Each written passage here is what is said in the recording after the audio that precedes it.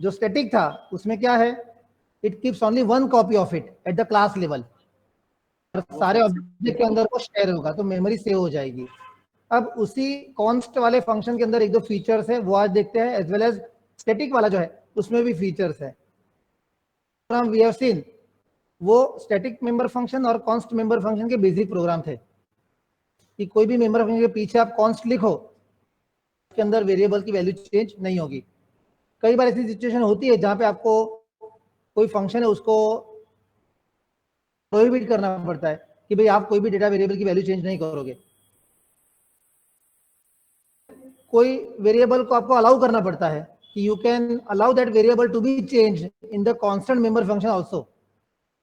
रखा है, लॉक रखा है, तो एक साइड में उसने फैसिलिटी भी दी है, अनलॉक भी किया है।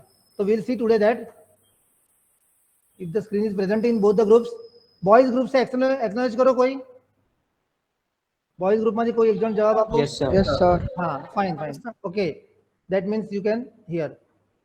प्रेजेंटिंग में हूँ स्क्रीन ऑन करूँ છું મારી ટર્બો C અને lastly file number 24 was there. So if I take a new example, તો એક નવી ફાઇલ લઉં છું જેને આપણે સેવ કરીએ છીએ। અહીંયા અત્યારે નવા નામથી જ આપું છું PRG25।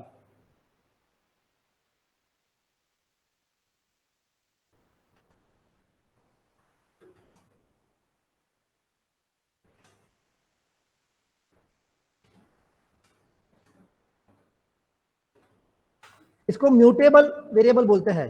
क्या होता है वो, number variable declared as mutable, it is allowed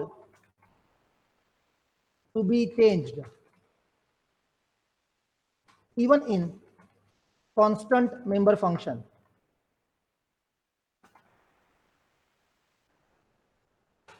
एक म्यूटेबल करके कीवर्ड है, जो भी क्लास के मेंबर वेरिएबल के आगे लिखो दोगे तो वो वेरिएबल इवन फंक्शन कांस्टेंट है तो भी अंदर अलाउ करेगा चेंज करने का, नॉर्मल तो अलाउ नहीं करता है। तो जैसे लॉक रखा है वैसे अनलॉक भी किया है। Weekly whatever we required.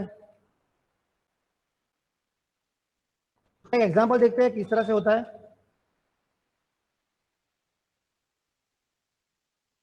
कौनियत चाहिए हमको। इंट मेन, एक सेशन में किसी ने अच्छा पूछा था कि इंट क्यों लिखते हैं, और स्टूडेंट में से ही आई एम हैप्पी के आंसर आया था अच्छी तरह से। दैट मीन्स C++ लैंग्वेज का हमें प्रोग्राम याद रहता है कि वॉइड मेन के बदले इंट क्यों रखा गया, तो दैट इज गुड, ये आपको आगे भी काम आ सकता है। एक एग्जांपल लेते हैं क्लास नंबर, जो हमने लास्ट टाइम लिया था एग्जांपल, उसी को कंटिन्यू कर सकते हैं। अगर मेरे पास एक वेरिएबल है x और दूसरा वेरिएबल है mutable MUTABLE mutable integer y, दोनों का डिफरेंस रहेगा।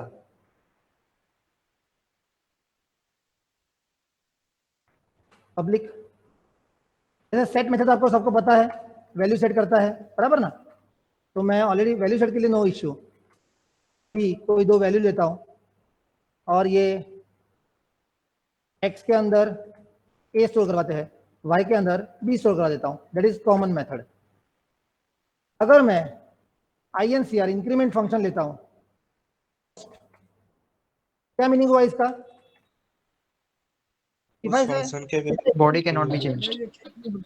correct, if I say x++, so it will not allow, but if I say y++, so it will allow, because y is mutable, allowed in constant member function। तो समझायू? Yes sir. x जो normal, हाँ, तो जहां पे उसने x को block कर दिया कि भाई चेंज नहीं कर सकते आप क्योंकि फंक्शन के पीछे लिखा है कॉन्स्ट, तो ये पॉइंटर डिक्लेयर होता है।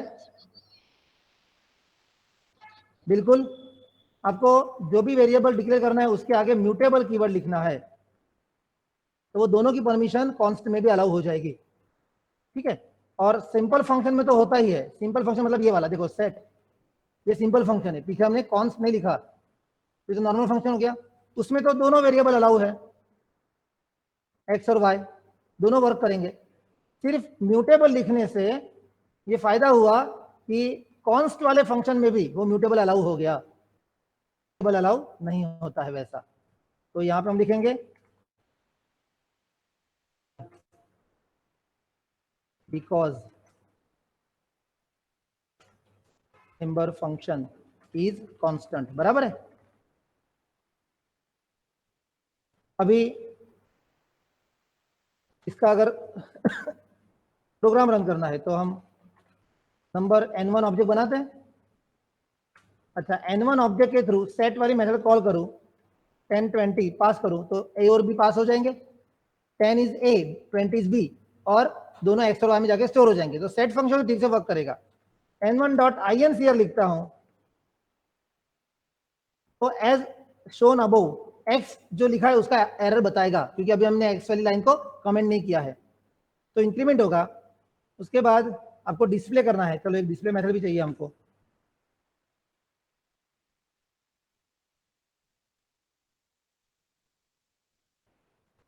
मैं अभी ज्यादा फॉर्मेटिंग ना करते हुए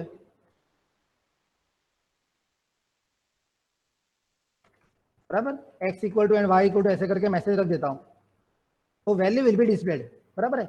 और ये डिस्प्ले शो मेथड हम यहाँ पे कॉल कर सकते हैं।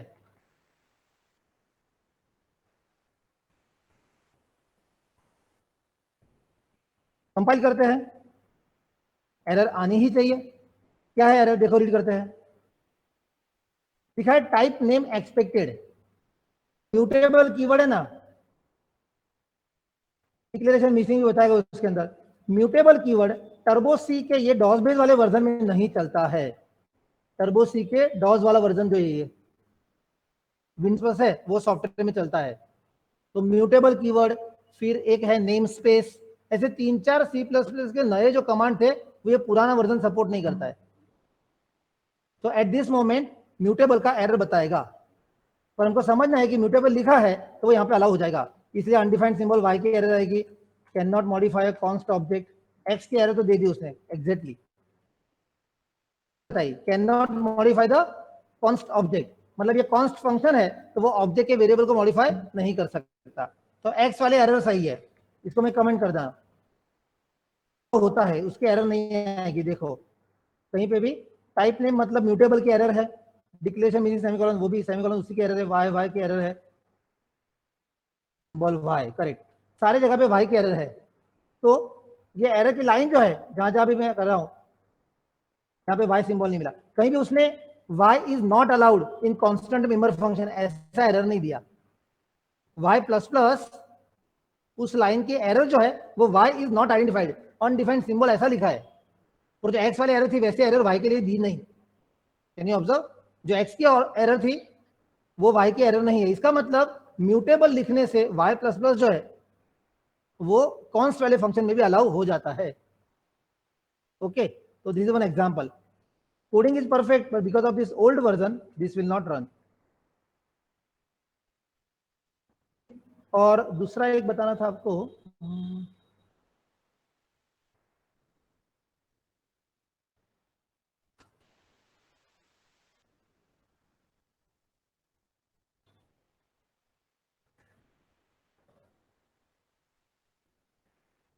हाँ दूसरा एक चीज ये था कि अगर ये कांस्टेंट फंक्शन का कीवर्ड आपने यहाँ पे लिखा है, अगर आप इसको can I say declaration and definition both is over here, declaration of the function as well as the definition part both is over here, because curly bracket मतलब वो डेफिनेशन पार्ट होता है, वो और डिक्लेरेशन दोनों एक साथ में है। तो कैन आई से this is implicitly automatic auto है, या तो इनलाइन है, ऐसा बोल सकते हैं कि नहीं इसको, this is inline right now. Yes sir. अगर मैं बॉडी पार्ट बाहर लिखता हूँ, सिर्फ बॉडी पार्ट ये वाला अगर बाहर लिखना है मुझे क्लास के बाहर, जैसे यहां से मैंने कट कर दिया तो यहाँ पे आ गया सेमीकोलन। अब अगर मैं इसको क्लास के बाहर लिखूंगा यहाँ पे कहीं, हाँ तो यहाँ पे एक ही चीज आपको ध्यान रखनी है कि अगर वो मेंबर फंक्शन कांस्टेंट है उसको क्लास के बाहर आप डिफाइन करते हो, दिस इज कॉल्ड डिक्लेरेशन। ये जो हाईलाइट है लाइट, अभी हाईलाइट जो किया है वो लाइन है वो डिक्लेरेशन बोलते हैं। डिक्लेरेशन मतलब सिर्फ मेंबर फंक्शन का नाम होता है, आर्ग्यूमेंट एवरी टाइप होगा, उसका बॉडी पार्ट नहीं होगा, दैट इज कॉल्ड डिक्लेरेशन। जहां पे बॉडी पार्ट लिखते हो नीचे ये करली ब्रैकेट स्टार्ट किया, दिस इज बॉडी पार्ट, तो उसको बोलते हैं डेफिनेशन। डिफाइन किया है तो ऊपर हम जो लिखते हैं वॉइड, फिर क्या लिखना पड़ेगा आपको, स्कोप ऑपरेटर। Scope operator. ये फंक्शन कौन से क्लास का है, राइट? कौन से क्लास का है ये? Number class. Number class, scope बताया, फंक्शन का नाम लिखा, यहां पे भी कॉन्स लिखना पड़ेगा। तो ये एक नॉर्मल फीचर था, everybody will be agree obviously कि अगर आप कोई क्लास के अंदर मेंबर वेरिएबल को फंक्शन को सिर्फ डिक्लेयर करते हो, तो जब उसको डिफाइन करोगे तो सेम कीवर्ड वहां पे भी बताना पड़ेगा, बराबर है? तो ये एक छोटा सा फीचर था।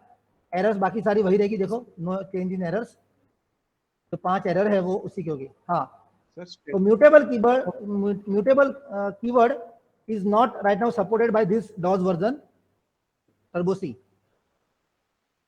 एंड एक दूसरा छोटा सा पॉइंट था ये कॉन्स्ट वाला, अगर डिक्लेयर करते हुए तो आपने लिखा है तो उसको नीचे डिफाइन करो, क्लास के बाहर डिफाइन करना है तो वेरी वेल अवेयर कि आपको क्लास नेम और स्कोप ऑपरेटर लिखना ही पड़ेगा। फंक्शन लिख रहे हो INCR, तो उसको बताना पड़ेगा कि ये फंक्शन किस क्लास को बिलोंग करता है, क्योंकि हैश इंक्लूड और मेन उसके बीच में जो ग्लोबल जगह होती है वहां पे बहुत सारा ग्लोबल वेरिएबल फंक्शन डिक्लेयर हो सकते हैं। जब फंक्शन को डिफाइन करोगे तो इन्फॉर्म करना पड़ेगा कि INCR फंक्शन किस क्लास को बिलोंग करता है, तो स्कोप ऑपरेटर रिक्वायर्ड है, साथ साथ कॉन्स्ट भी लिखना पड़ेगा ऑल्सो। तो ये एक छोटा सा चेंज ऑफ अपीयरेंस था, मतलब एक प्रेजेंटेशन का अलग स्टाइल हो गया। तो इस तरह से भी अलाउ है कि आपने अंदर से डिक्लेयर किया, मैं यहां लिख देता हूं ओनली डिक्लेरेशन, बराबर है? और यहां पे जाते हैं डिफाइनिंग अ मेंबर फंक्शन, ये डिफाइन किया हमने। तो ये भी थोड़ा चेंज है, जिस किसी प्रोग्रामर को ऐसा लगता है कि क्लास के अंदर जितने मेंबर फंक्शन है उसका बॉडी पार्ट वहां नहीं लिखना है मुझे, तो एक बार हमने बताया था कि कोई क्लास बहुत बड़ा है तो रीडिंग करने में प्रॉब्लम हो जाएगा, सारे फंक्शन के बॉडी पार्ट वही लिखते जाऊं मैं तो क्लास का एंडिंग कहां पे आएगा, आफ्टर 2-3 पेजेस, तो क्लास रीड करने में मुश्किल होती है, रीडेबल नहीं है। रीडेबिलिटी इंप्रूव करनी है तो जितने फंक्शन है उनका बॉडी पार्ट वहां से निकाल दो, सिर्फ डिक्लेरेशन रख दो ताकि भाई ये क्लास में इतनी चीजें है, एक ओवरव्यू तो आ गया। देन क्लास खत्म हुआ और मेन स्टार्ट हुआ, उसके बीच में वो सारे फंक्शन को डिफाइन कर दो, that is also one other method.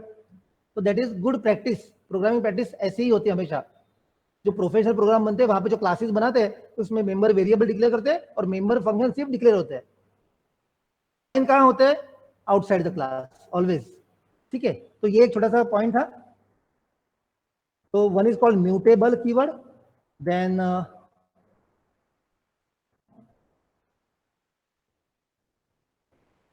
Mutable allow हो जाएगा।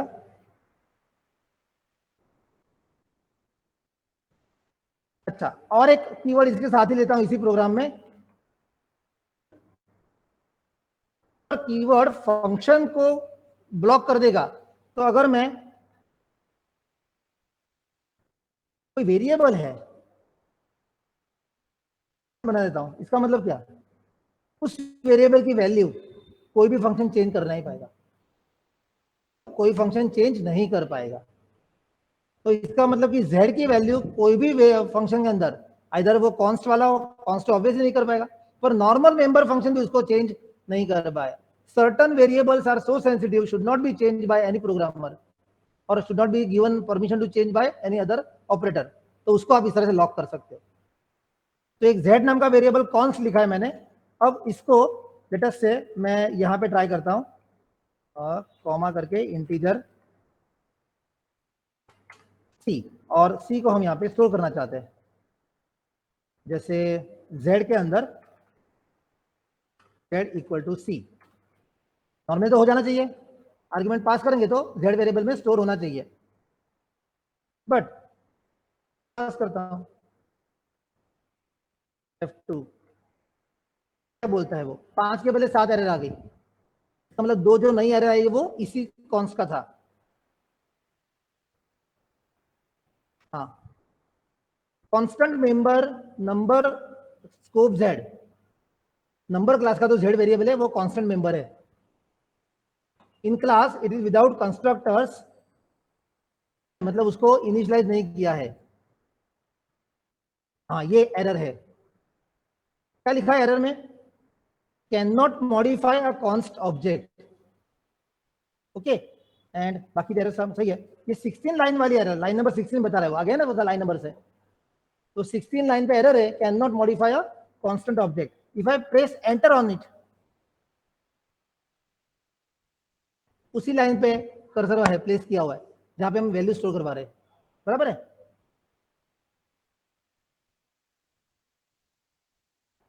इसे ध्यान दीजिए, कंपाइल करता हूं मैं, एरर के अंदर ये जो एरर है कॉन्स्ट ऑब्जेक्ट, इसका मीनिंग ये हुआ कि एक्स और वाई, एक्स तो नॉर्मल वेरिएबल था, वाई हमारा म्यूटेबल है, पर जेड जो है वो कॉन्स्ट वाला है। इसका मतलब जेड की वैल्यू कोई भी मेंबर फंक्शन मॉडिफाई नहीं कर पाएगा। ऑब्जेक्ट एरर बताइए, एक्स की एरर नहीं बताएगा, वाई की भी नहीं बताएगा, क्योंकि वो दोनों तो नॉर्मल हो गए, सेट तो हो सकता है, पर जब हमने जेड डाला, अगर मैं जेड को रिमूव कर दूं, कमेंट कर दिया, अभी एरर देखो, साथ के पहले 6 को एरर, और एरर का लिस्ट देखो, can not modify const object, वो एरर निकल गई। तो वो एरर किसकी थी? एग्जैक्टली जेड वाली एरर थी। तो यहां पे ये जो जेड वाला मैं एक्टिव कर देता हूं इस तरह से, तो सेव एंड एग्जीक्यूट, वही एरर आ गई वापस, ये रहा। तो कहने का मतलब कि z वैल्यू वहां पे अलाउ नहीं होगी। तो कॉन्स्ट कीवर्ड का दूसरा यूज, पहला यूज ये है कि फंक्शन के पीछे लिखो तो फंक्शन के अंदर कोई वेरिएबल की वैल्यू चेंज नहीं कर सकते, वो फंक्शन लॉक हो गया।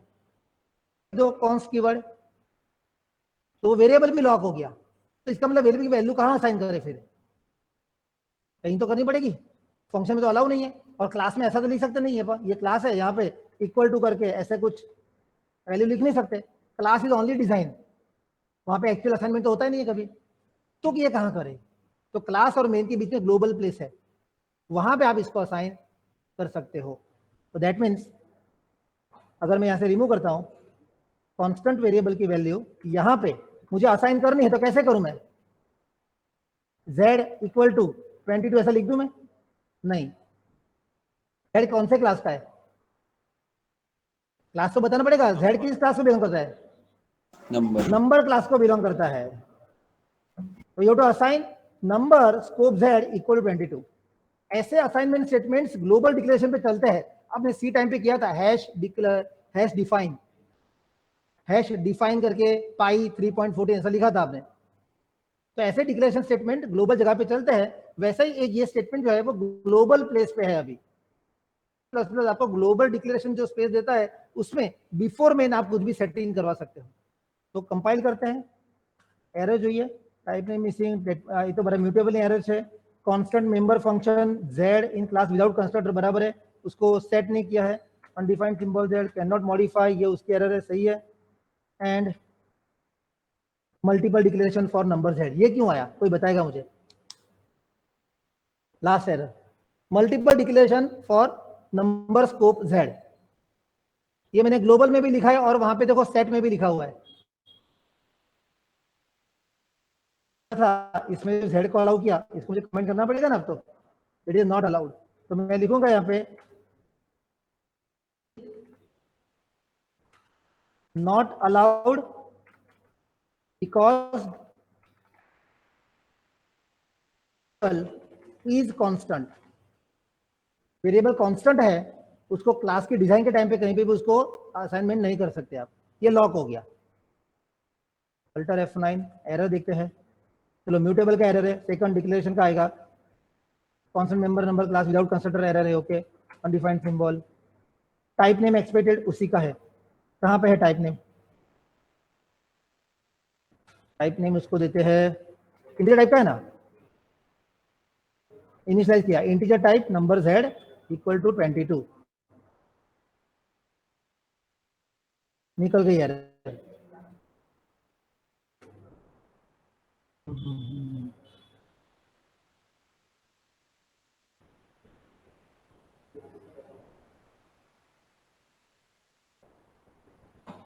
अनडिफाइंड सिंबल z, एक वो एरर हो गई, वो तो म्यूटेबल का था। क्लास विदाउट कंस्ट्रक्टर, हाँ ठीक है, अभी कंस्ट्रक्टर का कंसेप्ट नहीं आया, हमारी यूनिट 3 के लिस्ट में ही नीचे है, what is constructor, will see that.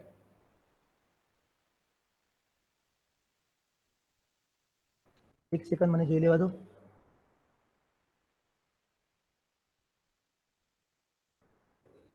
નંબરનો z હું ઇનિશિયલાઇઝ કરવા માંગુ છું, ઇનિશિયલાઇઝ માટે જો હું ઉપર અલાઉ કરું,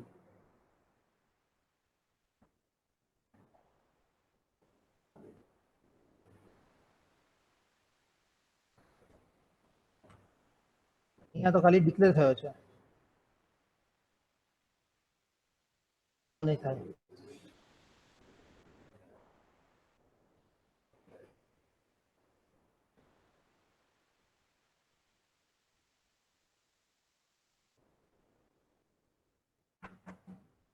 પ્રાઇવેટ છે, કરું તો let S C, variable private છે તો આમે અલાઉ નહીં કરે, એક મિનિટ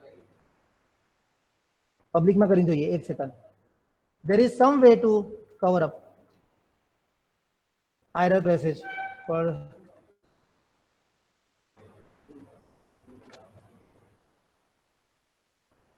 મલ્ટિપલ ડિક્લેરેશન કાઢવું જોઈએ।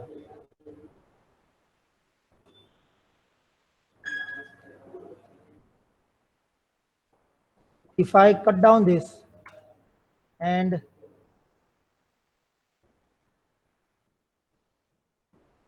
આમાં ના અપાય 10 20 30,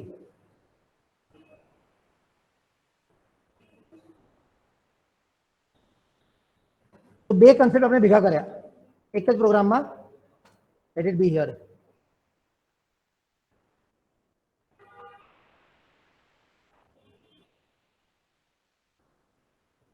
first point mutable keyword, sorry, first point is mutable keyword,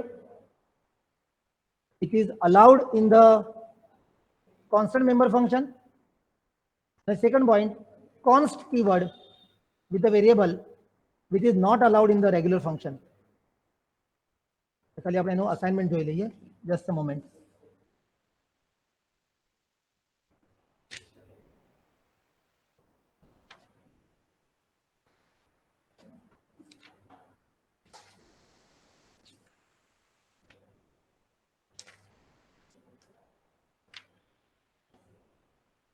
એક સેકન્ડ ખાલી આપણે એનું કરેક્શન જોઈ લઉં છું।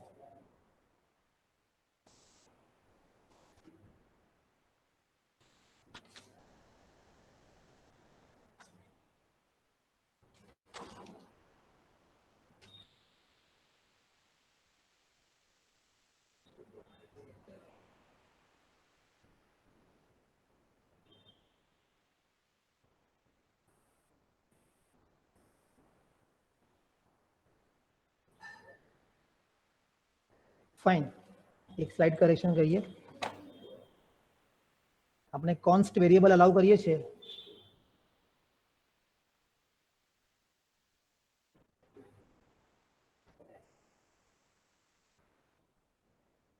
ગ્લોબલ જગ્યાએ આપણે મેઇનમાં એને ટ્રાય કરીએ, n1 ડોટ z હશે બરાબર, ત્રીજો વેરિયેબલ કોન્સ્ટન્ટ છે, વેલ્યુ આપવાનું ટ્રાય કરીએ, પબ્લિકમાં મૂક્યો છે આપણે અત્યારે, it should show it.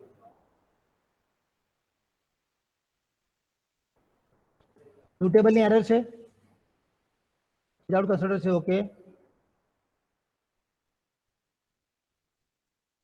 Can not modify, હા બરાબર છે, એરર સાચી છે,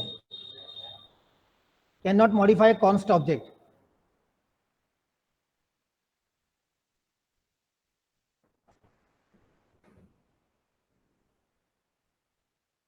or let me take you to the simple thing,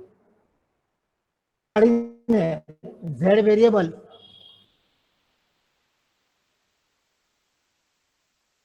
કાઢીને ક્લાસના બદલે એને નોર્મલ મેઇનમાં બતાવું છું, it will be easy for logic. यहाँ पे एक इंटीजर वेरिएबल लेता हूं, सपोज z,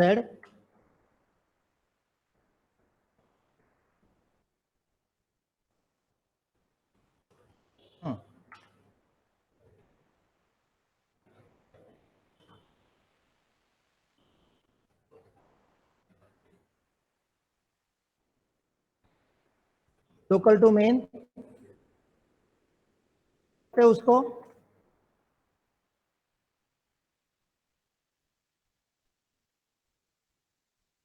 डिस्प्ले हो जाएगा, बट अगर z को प्लस प्लस करना चाहा तो वो अलाउ देना चाहिए, एरर देगा। यस, म्यूटेबल का एरर सही है, यहां तक तो okay. Extra parameter okay, can not modify, correct, error बता दिया। चलो let me just cover up this.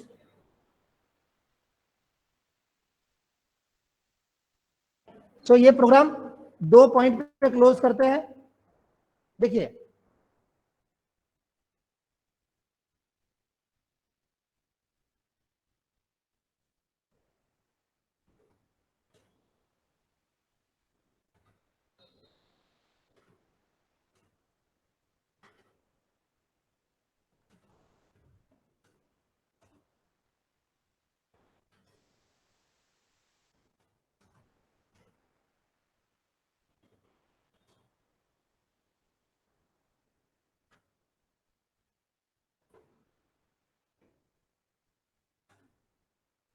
ठीक है, तो 2 कीवर्ड है, एक तो कॉन्स्ट कीवर्ड, उसके 2 यूज, एक तो मेंबर फंक्शन के पीछे लिखा तो वैल्यू अलाउ नहीं करता है मॉडिफाई करने का। दूसरा उसका यूज है कॉन्स्ट का, कि लोकल कोई वेरिएबल बनाया उसको आपने कॉन्स्ट लिख दिया, तो उसको आप ऐसे इंक्रीमेंट नहीं करा सकते। हाँ, उसको किसी में यूज कर सकते हो, उस वेरिएबल की वैल्यू आपको वहीं पे असाइन करनी पड़ेगी जब उसको डिक्लेयर करते हो, क्योंकि कहीं और जगह पे उसको असाइन करने जाओगे तो वो अलाउ नहीं करेगा। तो जब भी वो डिक्लेयर हो रहा है, जब आप बता रहे हो कि ये वेरिएबल कांस्टेंट है, तभी उसकी वैल्यू दे दो। तो ऊपर जो लाइन लिखी है, it is initialised with declaration only, तो वहीं पे इनिशियलाइज करना पड़ता है। constant not allowed to modify its value, or but it can be used in other statements। कोई और स्टेटमेंट में उसको यूज करना है तो कर सकते, जैसे सी आउट में यूज किया, एडिशन सब्ट्रैक्शन में यूज किया, तो उसमें चलेगा। तो आ एक કોન્સ્ટન્ટ થયો અને મ્યુટેબલ તો આપણે લખ્યું છે કે મ્યુટેબલ હોય તો આવી રીતે અલાઉ કરે છે। म्यूटेबल मतलब वो कॉन्स्ट वाले फंक्शन में भी अलाउ करता है। तो this program has slight variation of const keyword as well as mutable. तो प्रीवियस प्रोग्राम जो देखा था हमने वो कॉन्स्ट का था कि मेंबर फंक्शन को चेंज नहीं करने देता है, म्यूटेबल की वजह से वो वेरिएबल चेंज हो सकता है। That is one concept. Second concept, const keyword variable के आगे लिखते हैं तो वो वेरिएबल की वैल्यू फिक्स हो जाती है throughout the program. You can not change its own value, but that value can be used somewhere else. तो आप उसको सी आउट में कोई कैलकुलेशन में यूज कर सकते हो। आप बोलोगे z की स्क्वायर कितना हुआ, तो z मल्टीप्लाई z हो सकता है, वैल्यू चेंज नहीं होगा। मतलब ये z प्लस प्लस जो है, this is not allowed because it is constant. बराबर है, कांस्टेंट इसलिए अलाउड नहीं है। अभी मैं कंपाइल करता हूं तो एरर निकल गई। ओनली एरर जो बची वो टाइप नेम एक्सपेक्टेड, मतलब ये म्यूटेबल वाला नेम एक्सपेक्टेड है उसको कि ये कौन सा है, कहां से आया, तो वो उसको मिल नहीं रहा है डॉट्स की वर्जन की वजह से। सेमीकोलन की एरर वही है, वाई वाली एरर सारी तीनों वही है कि वाई वेरिएबल ऊपर ही डिफाइन हुआ तो नीचे जहां जहां यूज किया है वहां पे एरर तो देगा वो कि ये वाई मुझे आइडेंटिफाई नहीं हो रहा है। चलो ये प्रोग्राम एग्जीक्यूट करना है तो ये सब बंद करना पड़ेगा तो एग्जीक्यूट हो जाएगा, otherwise it is syntactically right. Syntax से प्रोग्राम सही है। बोलो समझाયું તમને ઓનલાઈન ક્લાસમાં બધાને? Yes, sir. ફાઇન। તો આ પ્રોગ્રામનો આઉટપુટ નહીં બતાવી શકાય, પણ લોજિકલી અથવા સિન્ટેક્સ વાઇઝ જુઓ તો આમાં 2 કન્સેપ્ટ છે। ये पहला कंसेप्ट ऊपर लिखा है, mutable member variable, it is allowed to be change even in the constant member function. અને બીજો કન્સેપ્ટ લખ્યો છે કોન્સ્ટન્ટ વેરિએબલ, એને આખા પ્રોગ્રામમાં ક્યાંય અલાઉ કરી શકાતો નથી। હા, પણ એને ડિક્લેરેશન વખતે તમારે વેલ્યુ અસાઇન કરવી પડે। એ પહેલા તમારે हैश डिफाइन જેવું થઈ ગયું। सी में था हैश डिफाइन, एक बार दे दिया पूरे प्रोग्राम में वो चीज यूज कर सकते हो, अपने आप को चेंज नहीं कर सकते। तो चलो आ एक प्रोग्राम स्क्रीनशॉट ले लो बधा। પછી તમને સ્ટેટિક કીવર્ડ જે છે એને એક સ્લાઇડ વેરિએશન બતાવું, ધેટ ઇઝ ઇમ્પોર્ટન્ટ વન। ફંક્શનમાં તો સ્ટેટિક લગાવી દો આપણે, લગાવીએ ડન છે ફર્સ્ટ સ્ક્રીન બધાની બંને ગ્રુપમાં? Okay Yes, sir. ચલો તો હું સેકન્ડ ગ્રુપમાં પણ આપણે અહીંથી હા અહીંથી this is function outside class. તમારે સ્ક્રીનશોટ છે ને આમાં તમારા ગ્રુપમાંથી ક્યાંથી આવી જશે, વોટ્સએપનું ગ્રુપ છે ને તેમાં તમને મળી જશે.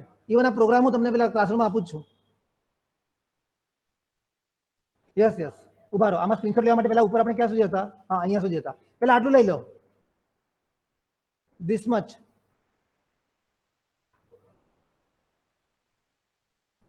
ડન? Done.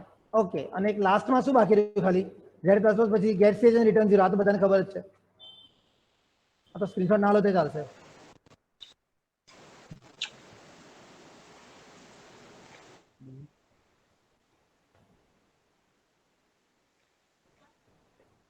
ઓકે તો જે વેરિયેબલમાં 3 કીવર્ડ આવે, મ્યુટેબલ એ આપણે જોયો, કોન્સ્ટ આપણે જોયો. હવે એક સ્ટેટિક કીવર્ડ જોઈ લઈએ આપણે. એક તો સ્ટેટિકનો યુઝ તમને ખબર છે. શું બતાવ્યો આપણે સ્ટેટિકનો યુઝ?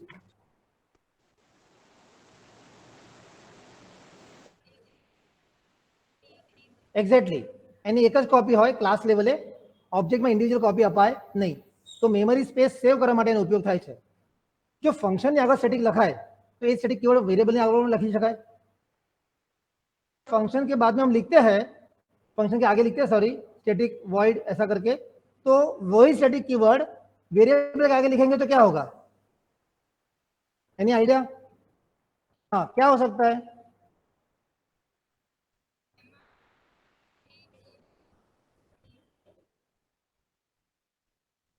वो वेरिएबल शेयर हो जाएगा, अलग अलग फंक्शन में हम यूज कर पाएंगे उसके थ्रू. वेरिएबल क्लास लेवल पे हम डिक्लेयर करेंगे, उसको स्टैटिक बनाएंगे तो उसका फायदा जो फंक्शन था वैसा ही था.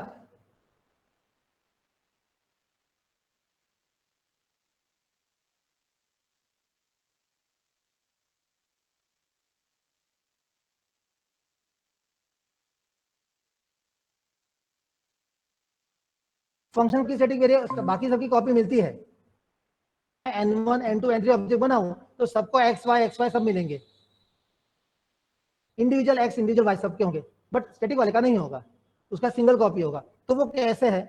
Late us see about it. Program मैंने कॉपी कर लिया है और इसमें program to implement static member variable. हाँ ये वेरिएबल की बात है. हाँ it is maintained at class level, only one copy. बराबर है?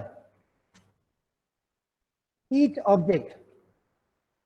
object of class will share that variable. अब शेयर करोगे मतलब क्या हुआ? किसी एक ऑब्जेक्ट ने उसकी वैल्यू 25 कर दी है, तो अगर दूसरा ऑब्जेक्ट उसको रीड करेगा तो उसको 25 मिलेगा ना. मतलब स्टैटिक वेरिएबल अपनी ओल्ड वैल्यू रिटेन करता है, होल्ड करता है. ऐसा नहीं है कि दूसरा ऑब्जेक्ट वही स्टैटिक वेरिएबल लेगा तो उसको क्लीन करके 0 करके मिलेगा. तो कहने का मतलब स्टैटिक वेरिएबल की सिंगल वैल्यू तो होती है, but as well as share भी होता है, सब कुछ सही, पर उसकी जो पुरानी वैल्यू होगी, जो भी जिस भी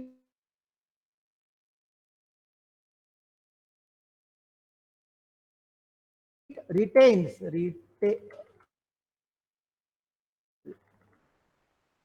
मतलब होल्ड्स इट्स प्रीवियस वैल्यू. ये एक इंपॉर्टेंट पॉइंट है और ये बहुत काम में आएगा. कैसे आएगा तो हम देखते हैं. जैसे मैं आपको कोई एक नया ही क्लास लेता हूं तो एक कंसेप्ट ही अच्छा पता चलेगा.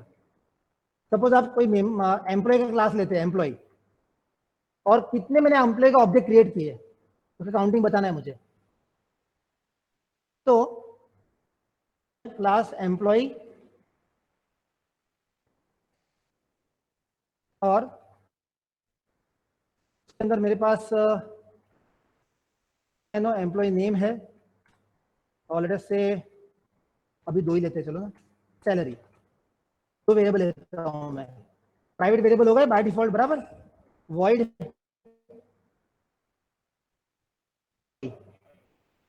एम्प्लॉय ऐड होगा और उसमें मैं दो वेरिएबल लेता हूँ, इंटीजर एक नंबर आएगा और इंटीजर सैलरी आएगी। जो मेन से आर्गुमेंट पास होगी वो इसमें स्टोर हो जाएगी। किसमें? नंबर हो जाना चाहिए, किसमें? एम्प्लॉय नंबर में। तो क्या स्टेटमेंट आएगा?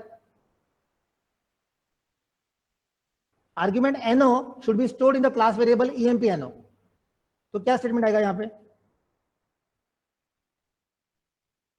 Employee number is equal to number. Employ number is equal to number. सही है कि नहीं? तो आर्गुमेंट वाला एनओ वेरिएबल है वो क्लास के वेरिएबल के अंदर स्टोर होना चाहिए। सेकंड वन, आर्गुमेंट सेल है वो क्लास के वेरिएबल में स्टोर होना चाहिए। तो स्टेटमेंट क्या होगा? Salary Equal to sale. समझ रहा है? सबको समझ में आ रहा है? ये जो है SAL ये आर्गुमेंट है फंक्शन का, और ये जो है वो क्लास का वेरिएबल है। तो ये जब भी हम ऐड ईएमपी फंक्शन नीचे से कॉल करेंगे तब जो वैल्यू पास करेंगे वो दोनों वैल्यू इसमें आएगी कि नहीं? एनओ और एसएल में, और वो वैल्यू आके क्लास के वेरिएबल में स्टोर हो जाएगी। This is the simplest way class के वेरिएबल को आप वैल्यू असाइन कर सकते हो। या तो सी आउट सीन करवा लो, सी आउट में यूजर से पूछो, सीन के अंदर ये वेरिएबल डाल दो। कौन से वेरिएबल? एम्प्लॉय नंबर और सैलरी। ये सीन में डाल दो तो भी उसमें वैल्यू आ जाएगी। वैल्यू इनपुट कैसे लेते हैं वेरिएबल में? अलग अलग तरीके हैं, जिसमें से हम एक आर्गुमेंट वाला ट्राई कर रहे हैं, जिसे argument wise. Now our question is different. void add employ हो गया तो शो एम्प्लॉय फंक्शन, एम्प्लॉय का डिटेल बता रहा हूं मैं, और उसमें C out slash N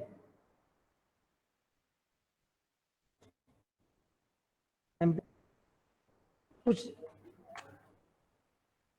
EMPLOY employ number, और यहाँ पे EMPNO वेरिएबल लिखता हूं मैं। एम्प्लॉय नंबर 101 हैज सैलरी और SALARY सैलरी वेरिएबल। ये स्टेटमेंट जब भी एग्जीक्यूट होगा तो क्या लाइन बताएगा?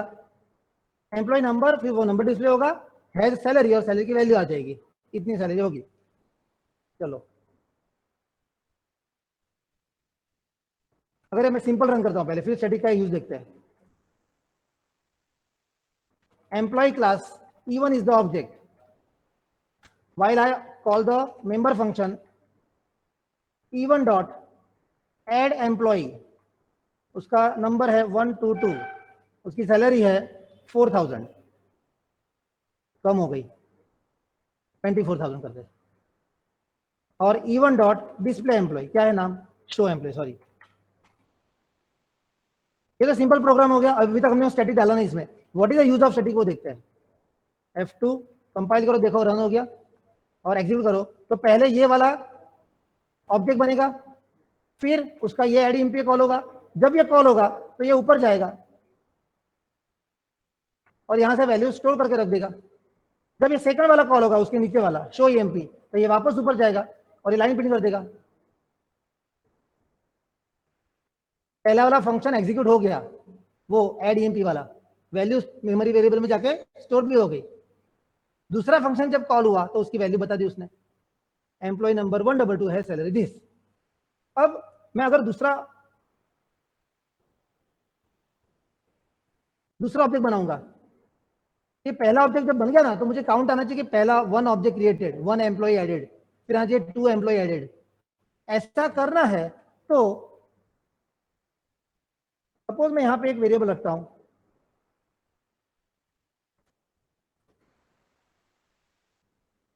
One variable is count. Count नाम का एक वेरिएबल है, स्टैटिक इन काउंट वेरिएबल है, काउंट नाम का वेरिएबल है, और वो स्टैटिक है। मतलब इसकी कॉपी हर एक ऑब्जेक्ट को नहीं मिलेगी। E1, E2, E3, E4 के जो ऑब्जेक्ट बनाऊंगा सबको इंडिविजुअल कॉपी नहीं मिलेगी काउंट की। काउंट की सिंगल कॉपी होगी और वो सब लोग अपने आप रीड कर पाएंगे। अगर रीड कर पाएंगे तो मैं यहाँ पे लिख सकता हूँ, यहाँ पे कि भाई सी आउट, अगर मैंने ऐसे लिख दिया कि काउंट मतलब नंबर आएगा वहां पे 1 2 3 4, और बाद में लिख देते ऐसे एम्प्लॉई, बराबर है। इतना समझ में आता है। तो जब भी हम ये फंक्शन कॉल करेंगे जो भी ऑब्जेक्ट का, तब ये वैल्यू स्टोर हो जाएगी। एज वेल एज बताएगा काउंट वेरिएबल की वैल्यू बताएगा, और वहां पे बताएगा एम्प्लॉय एडेड। तो जब भी पहला ऑब्जेक्ट बनेगा तो काउंट की वैल्यू 1 होगी, दूसरा ऑब्जेक्ट बनेगा काउंट की वैल्यू, तीसरा होगा 3, ऐसे हो जाएगी। तो उसके लिए हमको यहाँ पे काउंट को प्लस करवाना पड़ेगा। सिंपल एक लॉजिक बताता हूँ। एक काम करते हैं, यहाँ पे मैं काउंट को एक वैल्यू सेट की मैंने, मतलब एक एम्प्लॉय का प्लस प्लस में यहाँ पे एक एम्प्लॉय का एडिशन हो गया टोटल काउंटिंग में। समझो क्या हो रहा है ये। अब स्टैटिक जो वेरिएबल है ये अपनी वैल्यू होल्ड करता है। होल्ड करता है मतलब पहले इवन ऑब्जेक्ट के टाइम में जो वैल्यू थी E2 ऑब्जेक्ट के अंदर वो वैल्यू लेके आगे जाएगा। तो जब E2 बनेगा तो E1 के टाइम पे वैल्यू 1 होगी तो E2 के टाइम पे 2 हो जाएगी। अब E1 में वैल्यू E1 ऑब्जेक्ट का वैल्यू 1 यहाँ पे हो रहा है जब उसकी वैल्यू स्टोर हो रही है। नीचे से हम वैल्यू कौन सी पास कर रहे हैं, 24,000। ये दोनों आएंगे यहाँ पे, तब वो दोनों वैल्यू यहाँ पे स्टोर हो जाएगी। एज वेल एज काउंट को वो प्लस प्लस कर देगा। तो कब प्लस प्लस करेगा, जब उसके पास खुद की वैल्यू कुछ तो होनी चाहिए। दैट मीन्स काउंट को इनिशियलाइज करना पड़ेगा, काउंट को इनिशियलाइज करना पड़ेगा। काउंट इक्वल टू 0 रखते हैं, ऑटोमेटिक हो जाता है। काउंट को पहले 0 रखते हैं। फर्स्ट ऑब्जेक्ट बनेगा तो 0 के बदले 1 बना देगा, सेकंड ऑब्जेक्ट बनेगा तो वही 1 को 2 बना देगा। तो काउंट को इनिशियलाइज करने के लिए हमको यहाँ पे लिखना पड़ेगा स्टैटिक कौन सा वेरिएबल, काउंट इक्वल टू 0। अगर आप ये ना लिखो तो भी वो बाय डिफॉल्ट अपने आप को 0 बना लेता है। बाय डिफॉल्ट वो अपने आप को 0 बना लेता है। तो काउंट की इनिशियलाइज वैल्यू 0 होती है। ये मैं एक्सप्लिसिटली लिख रहा हूं, बाकी इंटरनली वो 0 होती है। 0 थी और 1 हो गई है, हमको कैसे पता चलेगा। ये काउंट का यहाँ पे सी आउट में वैल्यू लिखा है, यहां पता चलेगा। अगर 0 है, हाँ बोलिए,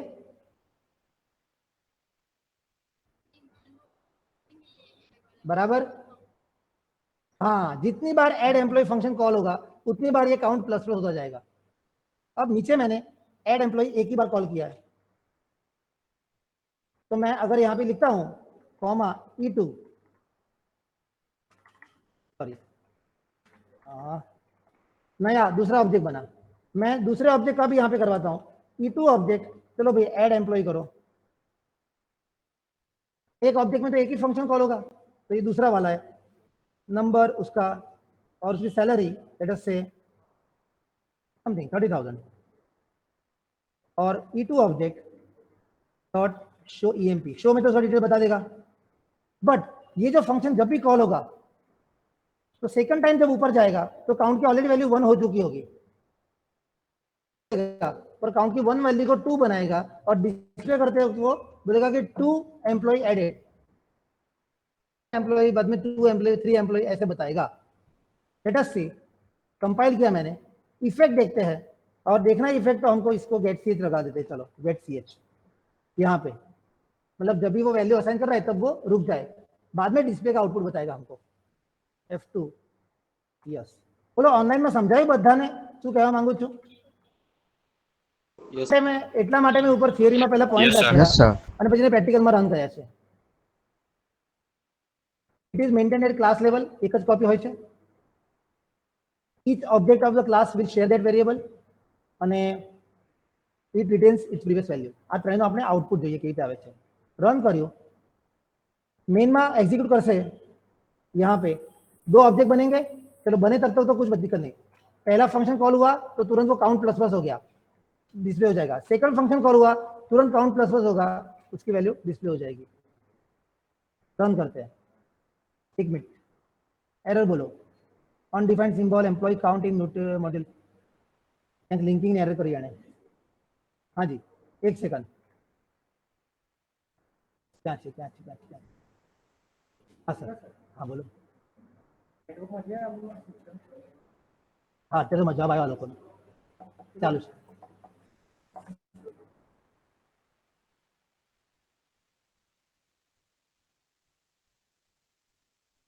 લિંક વખતે એરર બતાવે છે, 1 મિનિટ જોવા દો શું એરર છે।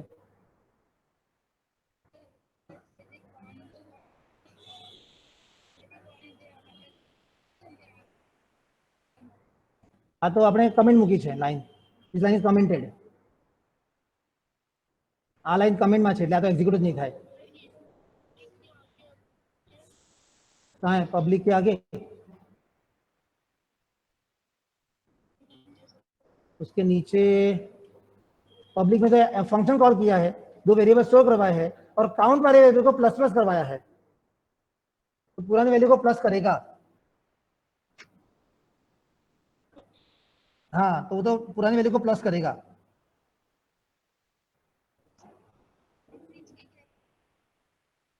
काउंट नहीं जाती। सेमीकोलन किया है वो एरर नहीं है ना? सेमीकोलन कहाँ किया है? ये वाला क्लास ओवर हुआ वहाँ। ना, क्लास ओवर में तो बराबर है जो ये ऊपर हूँ एक છે ને આને ઇનિશિયલાઇઝ કરું સ્ટેટિક, પછી કયો ક્લાસ હતો આપણો? એમ્પ્લોયી ક્લાસ, એનો કાઉન્ટ વેરિયેબલ हाँ इक्वल टू 0 आपने वैल्यू असाइन करिए ग्लोबल जगह F2 आ इनिशियलाइज થયું અલ્ટર F9 क्या છે સ્ટેટિક અહીંયા અલાઉ નથી કરવું જોઈએ। ऊपर तो આપી છે ને આપણે? हाँ ऊपर तो આપી છે, ऊपर स्टेटिक આપેલું છે ને ऑलरेडी। अच्छा हाँ, इंट एम्प्लॉय ना काउंट में 0 स्टोर करो अल्टर F9 राइट થઈ ગયું। This is the statement where we store explicitly 0। अगर मैं 0 डिफाइन नहीं करता हूं तो भी वो डिफॉल्ट 0 ले लेगा। खाली આવું લખું ને, ખાલી આવી લાઈન એક इंटीजर वेरिएबल છે, एम्प्लॉय क्लास નો છે અને काउंट नामનો वेरिएबल છે। अगर आप इतना ही बताओ तो भी चलेगा, डिफॉल्ट वो 0 करेगा। तो इसको बोलते हैं initialise count variable alter F9। Output जो मुझे आपको दिखाना है वो पहले ऑब्जेक्ट के टाइम पे 1 आना चाहिए काउंटिंग, वो देखते हैं। E1 dot add employ call થયું, પેલા एम्प्लॉय नंबर અને सैलरी गई અને मेमोरी वेरिएबल में स्टोर થયું। उसी फंक्शन में मेमोरी के वेरिएबल के बाद काउंट प्लस प्लस लिखा था और वहां नीचे लिखा था सी आउट के अंदर काउंट एम्प्लॉय एडेड, तो काउंट वेरिएबल का वैल्यू 1 बताया। तो E1 ऑब्जेक्ट था, पहला ऑब्जेक्ट E1, तो ये बताया। अब उसका शो फंक्शन और उसके बाद सेकंड ऑब्जेक्ट बनेगा, एम्प्लॉय नंबर 122 है सैलरी, उसके बाद तुरंत सेकंड ऑब्जेक्ट बना E2 वाला, उसमें जो वेरिएबल लेके गया फंक्शन के अंदर ऐड एम्प्लॉय में वैल्यू स्टोर करवा दी वेरिएबल में, पर नीचे काउंट प्लस प्लस किया था। तो उसने कौन से वेरिएबल को लिया? काउंट वाले वेरिएबल को, एक ही कॉपी थी, उसमें पुरानी वैल्यू कितनी थी? 1, 2 हो गया, बराबर છે। तो અહીંયા एम्प्लॉय सेकंड नंबर बताव्યો અને અહીંયાથી गेट ch માંથી પેલું ફંક્શન ક્લોઝ થઈ જાય છે। એડ એમ્પ્લોય ફંક્શન में लास्ट स्टेटमेंट गेट ch છે આપણો, तो एड एम्प्लॉय फंक्शन क्लोज, ये गेट ch के बाद उसके बाद कौन सा फंक्शन मेन में कॉल किया हमने? Show employ. तो अभी शो एम्प्लॉय का आउटपुट आएगा, ये उसका आउटपुट। तो क्या you can see here count is a static member variable, it has only 1 copy at the class level, और उसको आप ऑब्जेक्ट के थ्रू तो कैच कर सकते हो क्योंकि आपने लिखा है यहाँ पे, ये रहा, यहाँ पे आप काउंट प्लस प्लस लिखते ही हो। काउंट को स्टैटिक है, क्लास लेवल है, तो मेन में आपको उसका वेरिएबल का वैल्यू बताना है।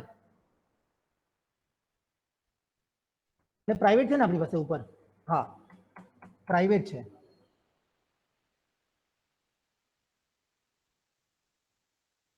જોઈએ અહીંયા સીધું હું લખી શકું કે એમ્પ્લોય ક્લાસ એનો કાઉન્ટ વેરિએબલ ક્લાસ નેમ થી પણ એને એક્સેસ થાય।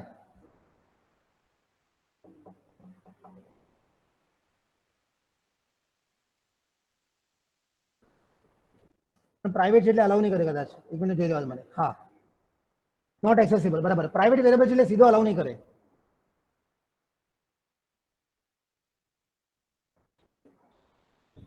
फाइन, તમે કોઈ ફંક્શન થ્રુ કરાવી શકો, એડ EMP માં આપણે કરાવી છે ને એવું કરાવી શકાય, ચાલશે। ચલો બહાર તો અલાઉ નહીં કરે, પણ હા આવી રીતે આ ફંક્શન છે એડ EMP, એની અંદર આપણે લખેલું છે આ રહ્યું।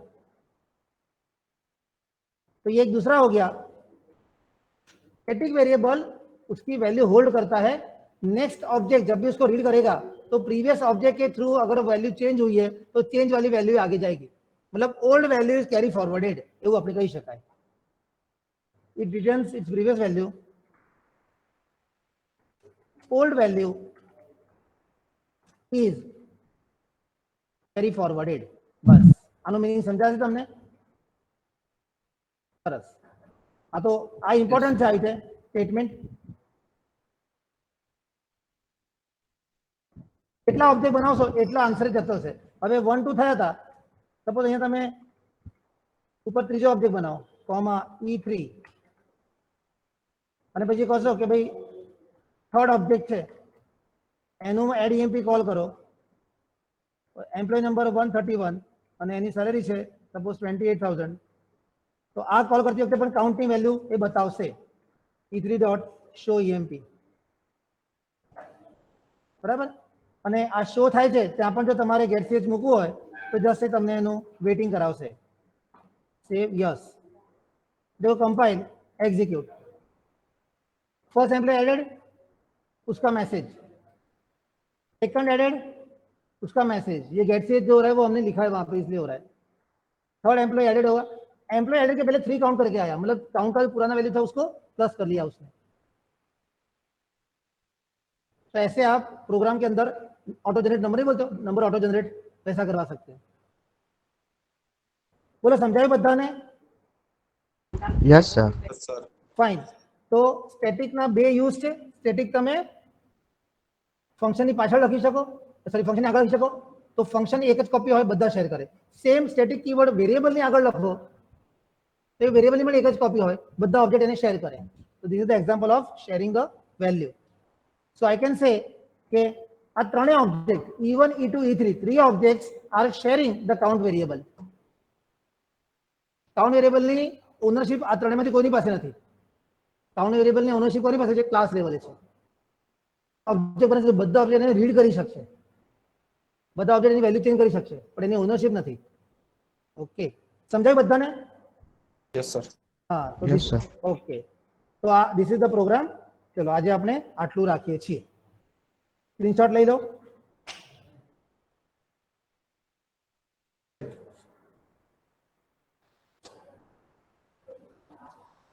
તો અહીંયા આપણે છે ને member function and variables A topic પૂરો કરીએ છીએ.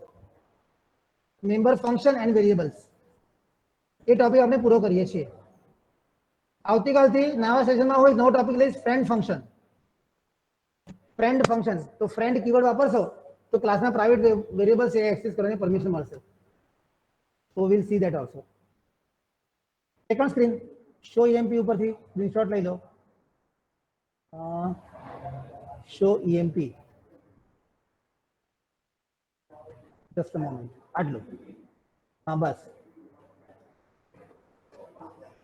get set જ છે નીચે એટલે વાંધો નહીં. everybody take the screenshot of this second screen.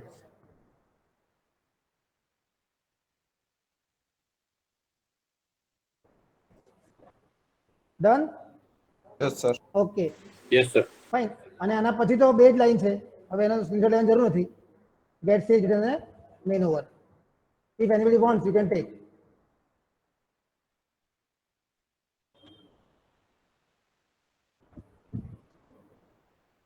Yes, sir. Okay, Yes, sir. Very good. તો અહીંયા આપણે છે ને જે પેલો ટોપિક હતો યુનિટ 2 નો પહેલો ટોપિક મેમ્બર ફંક્શન્સ, એ અહીંયા આપણે પૂરો કરીએ. પણ એમાં આપણે અલગ અલગ ટાઈપના ફંક્શન જોયા, ડિફરન્ટ ટાઈપ ઓફ એટલે categories, inline function, default argument વાળું, હા, પછી સ્ટેટિક ફંક્શન, કોન્સ્ટન્ટ ફંક્શન, અલગ અલગ ટાઈપ જોઈ. તો સ્ટેટિક અને કોન્સ્ટન્ટમાં આપણે વેરિયેબલમાં શું થાય એ પણ જોઈ લીધું આજે. બરાબર છે? Okay, sir. ચલો, wait for the next class now.